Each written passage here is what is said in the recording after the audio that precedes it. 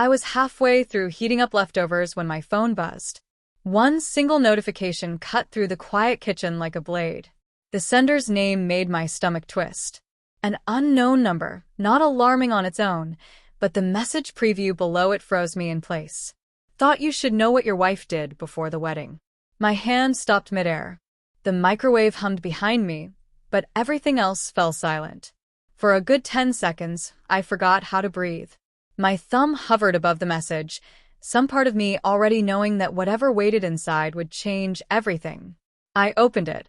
No text. No explanation. Just a long video file.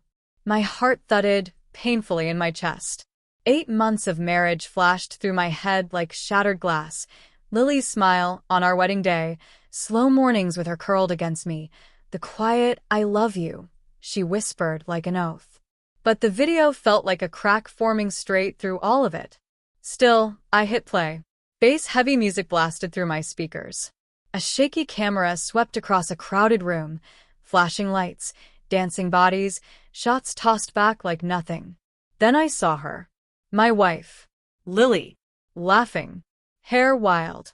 Dress barely clinging to her. Eyes sparkling with a kind of reckless freedom I had never seen in the woman I thought I knew. She was dancing, no, grinding on a guy I'd never seen before. His hands around her waist. Her arms looped around his neck. Their faces dangerously close. My chest tightened, but I kept watching. The video jumped. Lily on the guy's lap. Giggles. His mouth at her ear. Friends cheering. It's her last night of freedom. Another clip. Lily leaning in, kissing him. Not a quick mistake.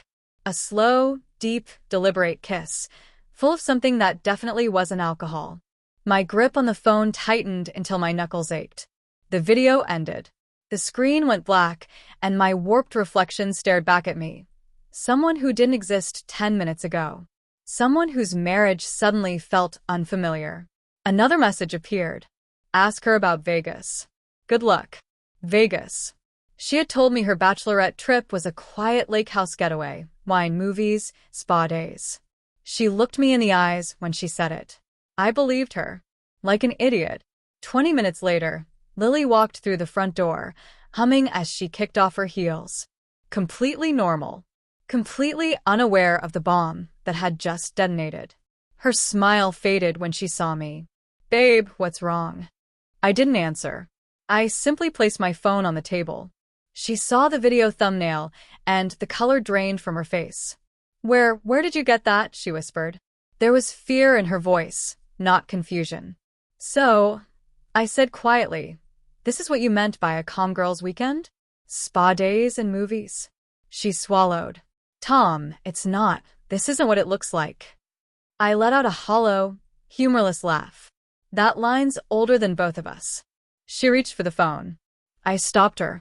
Don't, I snapped. Don't touch it. Tears pooled in her eyes. I was drunk. Everyone was. It was stupid. It didn't mean anything. How many times did you kiss him? I asked softly. No answer. How far did it go? Silence. Did you sleep with him? Her eyes widened. Guilt and fear tangled together. Tom, please. It was a mistake. A horrible mistake. But it was before we were married. Before our vows. That's exactly why it ruins everything, I said sharply. You hid it. You lied. You walked down the aisle knowing what you did. It wasn't the night before, she choked. It was 3 weeks earlier. And I regretted it immediately. I didn't want it to follow me into our marriage. But it did, I said. Because you carried it like a ghost and hoped I'd never see it. She broke then, sobs, shaking shoulders, apologies spilling out like she could somehow rewrite history. That night, I lay awake beside her. Every time I closed my eyes, I saw that video, her laugh, her hands on him, her mouth on his. A version of her I didn't recognize. The next morning, she was already at the kitchen table, staring into a cold cup of coffee. Tom, she whispered, I want to tell you everything. So I listened. Yes, she lied about the trip. Yes, she kissed him. Yes, it went further. The words hit like punches. She explained, drunk, hyped up by friends, stupid, meaningless, immediate regret. But she didn't walk away.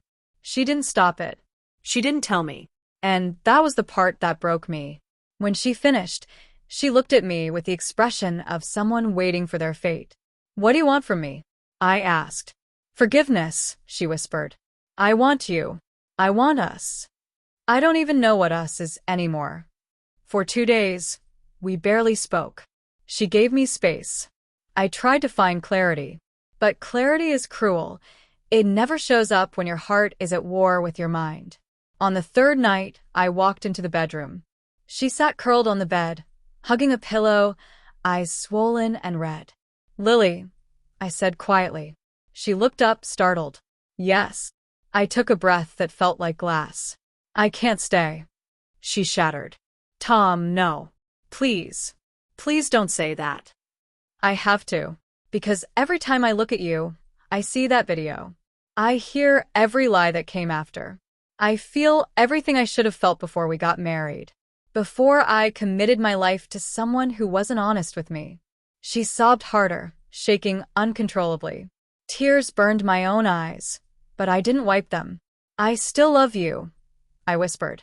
"That's what makes this so damn hard." "Then stay," she cried. "If you love me, stay." "I love myself too," I said. "And for once, I have to choose me." I grabbed my bag. She reached for me. I stepped away, and I walked out. People say heartbreak feels like tearing. They're wrong. It doesn't tear, it crumbles. Slowly, painfully, like the ground beneath you giving way inch by inch until you're falling, and there's nothing to hold on to. 8 months of marriage. 2 years of dating. 1 night of betrayal. 1 video that destroyed everything I believed about my life. But sitting in my car, wiping tears I didn't know I still had, I realized something. Sometimes the truth doesn't set you free. Sometimes it shatters you, so you can rebuild from the ruins. Something stronger. Something honest.